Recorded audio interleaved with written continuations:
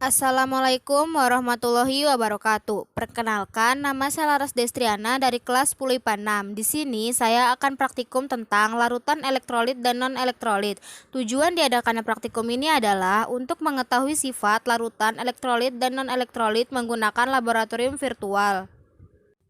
Dengan menggunakan media HP pada praktikum saya kali ini, di sini saya sudah membuka link atau web dari Virtual Lab, dan di sini saya akan menguji coba 6 larutan. Yang pertama yaitu asam sulfida. Kita pencet titik 3, kemudian kita cari asam sulfida.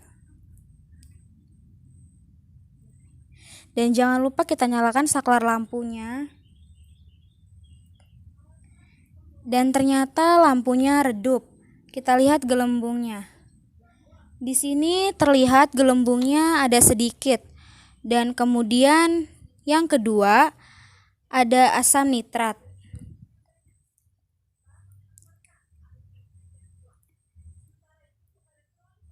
Lampunya di sini terlihat terang dan gelembungnya terlihat banyak pada asam nitrat. Dan yang ketiga ada larutan etanol.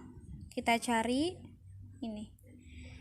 Di sini ternyata larutan etanol lampunya tidak menyala dan gelembungnya juga di sini tidak ada sama sekali sehingga lampunya tidak menyala.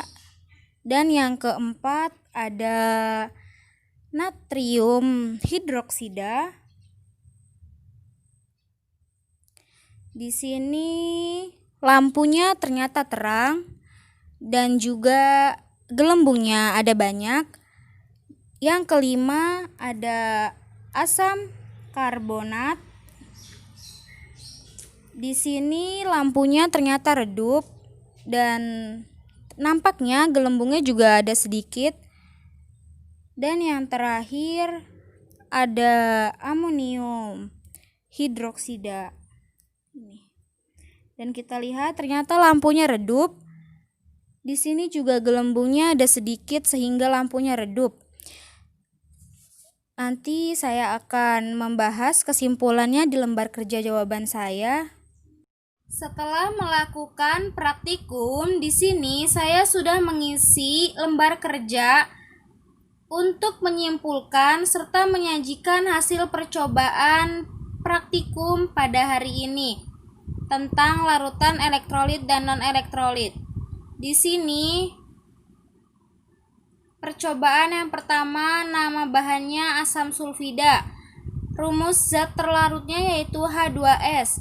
Nyala lampunya ternyata redup dan gelembung gasnya yaitu sedikit. Yang kedua yaitu asam nitrat. Rumus zat terlarutnya yaitu HNO3. Nyala lampunya ternyata terang. Gelembung gasnya banyak. Yang ketiga, larutan etanol. Rumus zat terlarutnya C2H5OH. Nyala lampunya ternyata tidak menyala. Gelembung gasnya juga tidak ada. Yang keempat, ada natrium hidroksida. Rumus zat terlarutnya yaitu NaOH. Nyala lampunya ternyata terang dan gelembung gasnya juga banyak. Yang kelima ada asam karbonat. Rumus zat terlarutnya yaitu H2CO3. Nyala lampunya ternyata redup, gelembung gasnya juga sedikit.